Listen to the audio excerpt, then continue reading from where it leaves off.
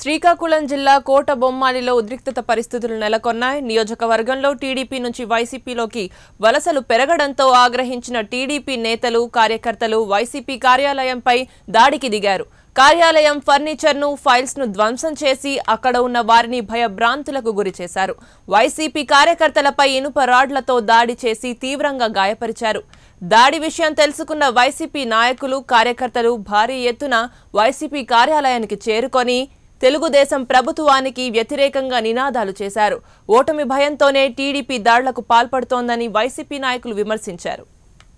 YCP TDP ఘర్షణకు సంబంధించి మరింత సమాచారం మా కరెస్పాండెంట్ ఆనంద్ అందిస్తారు. ఆనంద్, టీడీపీ కార్యకర్తలు, నాయకులు వైసీపీ నేతలపై ఎందుకు దాడికి దిగారు? Thank you Madhuri. అయితే గతంలో వాళ్ళతో కొంతమంది ఏదైతే వైసీపీలో జాయిన్ అయిన వాళ్ళందరూ ఉన్నారో గతంలో టీడీపీలో సభ్యులుగా కొనసాగేవారు. అయితే టీడీపీ చేస్తున్న అరాచకాలు, మంత్రులు చేస్తున్న అరాచకాలు నచ్చక వాళ్ళు పార్టీ మారి వైసీపీలో జాయిన్ అయ్యారని చెప్తున్నారు. అయితే ఈ నేపథ్యంలో గతంలో అయితే మొన్న జనవరి 1 వరకు వాళ్ళ ఫ్లెక్స్ బ్యానర్స్ అనేవి టీడీపీతో ఉండేవి ఆ వీధుల్లోని, ఆ కోటబొమ్మాలి పరిసర ప్రాంతాల్లో.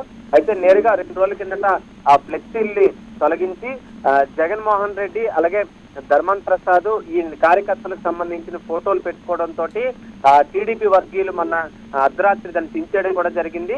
దాంతో ఇరు వర్గాలు పోలీస్ స్టేషన్ లో కంప్లైంట్లు కూడా చేసుకోవడం జరిగింది. అయితే పోలీసులు మాత్రం తూతూ మంత్రంగానే చూసి చూడనట్టు వదిలేశారు. ఎందుకంటే మంత్రి అచ్చెన్నాయుడు నియోజకవర్గంలో ఉంది, మంత్రి ఏది చెప్తే అది జరుగుతుంది కాబట్టి అక్కడ పోలీసులు కూడా చూసుకుని వదిలేయడంతో కార్యకర్తలు కూడా కొంత ఆగ్రహం వ్యక్తం అయితే చేశారు. అయితే అప్పటికి అలా ఉండిపోయినప్పటికీ 2 రోజులు సర్దుమరుగుతుందని అనుకున్నప్పటికీ ఈ రోజు ఏదైతే పార్టీలు వలసల్లో వెళ్ళి మారారో వాళ్ళందరూ పార్టీ కార్యాలయంలో కూర్చొని సమావేశం చేసుకున్న సమయానికి టీడీపీ కార్యకర్తలు దాదాపు ఒక 40 మంది వరకు వచ్చి పార్టీ కార్యాలయంపై దాడులు అయితే చేయడం జరిగింది. ఈ దాడులు చేసిన నేపథ్యంలో ఒక 6గురికి అయితే తీవ్రంగా గాయాలయ్యాయి. అందులో ఒక పరిస్థితి అయితే విషమంగా ఉండడంతో శ్రీకాకుళం రిమ్స్ అయితే తరలించడం జరిగింది. పోలీసులు రంగప్రవేశం చేసి వీళ్ళని అదుపులో తీసుకోవడం జరిగింది. అయితే పోలీసులు కూడా ఎంతవరకు దీన్ని తీసుకొస్తారని తెలియని పరిస్థితి. ఎందుకంటే మంత్రి నియోజకవర్గంలో ఉంది కాబట్టి మంత్రి ఏం చెప్తే జరుగుతుంది కాబట్టి వైసీపీ కూడా ఆందోళన అయితే ఎక్కువ పరిస్థితి కనిపిస్తుంది. ఆనంద్, ప్రస్తుతం వైసీపీ కార్యకర్తల పరిస్థితి ఎలా ఉంది? కోటబొమ్మాలిలో పరిస్థితి ఎలా ఉంది? అయితే వైసీపీ కార్యకర్తల్లో కొంతమంది అయితే మాత్రం పరిస్థితి విషమంగా ఉండడంతో ఒకరికి రిమ్స్ ఆసుపత్రులు తరలించడం జరిగింది. మరొక 3గురికి టెక్కలి ప్రభుత్వ ఆసుపత్రి తరలించడం జరిగింది. అయితే జిల్లాలో ఉన్న వైసీపీ నాయకులందరూ కూడా ప్రస్తుతానికి కోటబొమ్మాలి చేరుకొని కోటబొమ్మాలి పోలీస్ స్టేషన్ వద్ద అయితే మాత్రం చేరుకుని బైఠాయించడం జరుగుతుంది.